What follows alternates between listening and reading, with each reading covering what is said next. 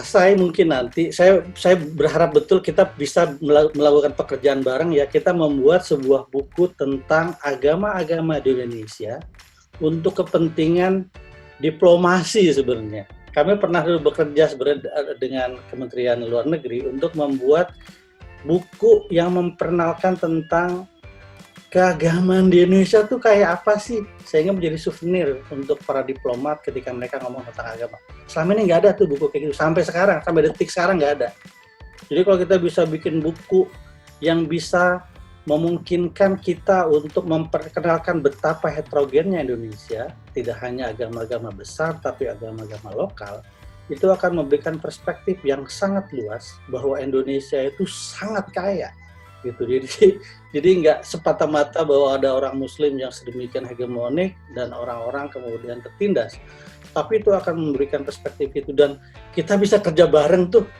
Jadi kita bisa kembangin pekerjaan itu bareng-bareng. Saya pernah ngobrol nih sekali, jadi langsung ngomong kegiatannya deh kita biar clear ya. Banyak hal yang bisa kita lakukan sebagai asai ya, sebagai orang asai itu. Yang tadi misalnya kita mempunyai. Yang kedua, saya pernah ngobrol panjang lama sekali dengan kawan-kawan di Litbang Kementerian. Kita bikin ensiklopedia agama-agama di Indonesia. Yang itu belum ada.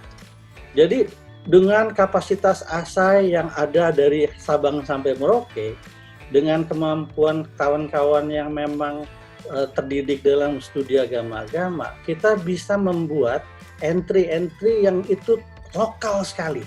Di Aceh apa sih nomenklatur keagamaan yang berkembang, di Medan apa sih, di Lampung dan selanjutnya itu, dan itu menjadi sebuah sumbangan yang belum pernah terpikirkan sebenarnya. Gitu. Apalagi ditulis oleh para sarjana nih, para orang-orang yang memang menekuni bidang itu. Itu kita bisa sebut ensiklopedia spiritualitas, ensiklopedia agama Indonesia, dan itu belum ada. Menurut saya, kalau kita ada 1.000 orang, ada 1.000 entry aja, itu kalau satu halaman itu 1.000 halaman loh kita. Kalau ada 1.000 entry. Dan itu jadi ensiklopedia yang otoritatif. Dan itu nggak ada sama sekali. Saya pikir itu suatu yang bisa kita lakukan, dan itu cara kita merawat perbedaan, merawat studi agama-agama. Karena kalau enggak, kita akan berdebat terus-menerus untuk hal-hal yang menurut saya itu enggak menarik. Jadi, apa yang disebut dengan tadi, kita berusaha untuk memperkecil, disebut dengan communal separation tadi, antar kelompok agama. Dengan memperkenalkan sehingga orang bisa membaca, mengakses informasi lebih mudah. Kebanyakan kita itu menulis untuk dunia akademik yang hanya dibaca oleh para akademisi, sehingga orang-orang yang pengen belajar dan tahu tentang perbedaan agama satu dengan agama yang lain misalnya, itu nggak ada sarananya gitu.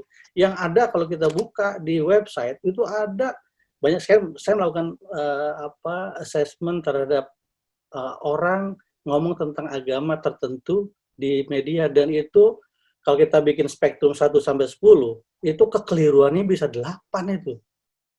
Berarti ini betul-betul mengkhawatirkan kalau misalnya itu dijadikan cara pandang orang untuk mendapatkan pengetahuan. Dan kita tahu tentu saja sekarang itu yang paling mudah mencari pengetahuan ya ke Google. Dan Google bisa menyajikan apa saja, dan itu bisa menjadi sangat salah ketika kita ngomong tentang itu. Jadi buat saya bahwa penting buat kita di ASAI itu mengambil porsi yang sangat kuat dalam tadi meminimalisir apa yang disebut dengan kita sebut dengan communal separation yang terjadi, terutama setelah reformasi ini. Semakin kesini kan orang semakin mengerikan ya beragamanya itu.